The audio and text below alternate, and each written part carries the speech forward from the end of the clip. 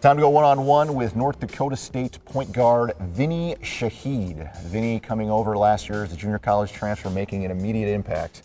So the first question I have for you, Vinnie, is were you surprised you were able to do what you did in your first year in this program? It's not an easy transition coming from junior college. You know, it's not an easy transition, but I always believed in hard work. And so I knew that if I kept praying and put in the time, that everything would fall into play eventually. And that's what happened. That is what happened. And first of all, you're going with a new look too this year. Oh yeah, the hair's going. You let it all go. When did that decision get made? I just got a little tired of my hair, you know. It got to be a little too much for me. I miss it sometimes. I might grow it back out, who knows. Well, some people think you look younger, some people think you look older. What do you think? I think it's a mix of a little bit of both. You know, I have to go with the older. I lean more towards the older side. All right, more distinguished. Yeah. Yeah, I like that. Coming into this season, with the offseason you guys had and the magical run that you had last March, how much did that even motivate you more after experiencing what you experienced on the big stage? You know, it motivated our team as a whole really well. It took a goal and it gave us a bigger goal for next year.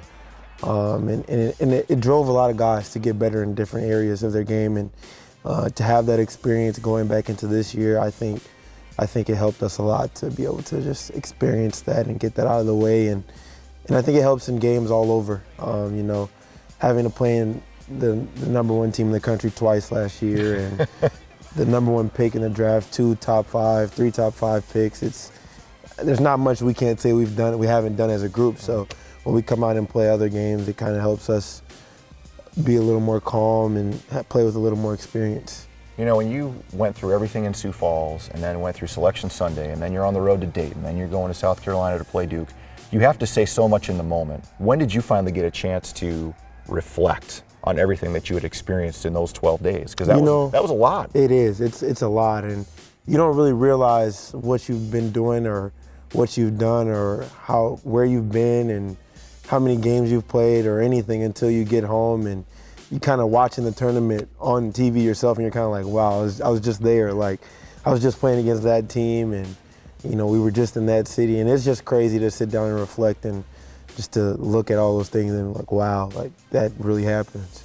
How has Vinnie changed the most off the court in the last year? I think I've gotten a lot more mature.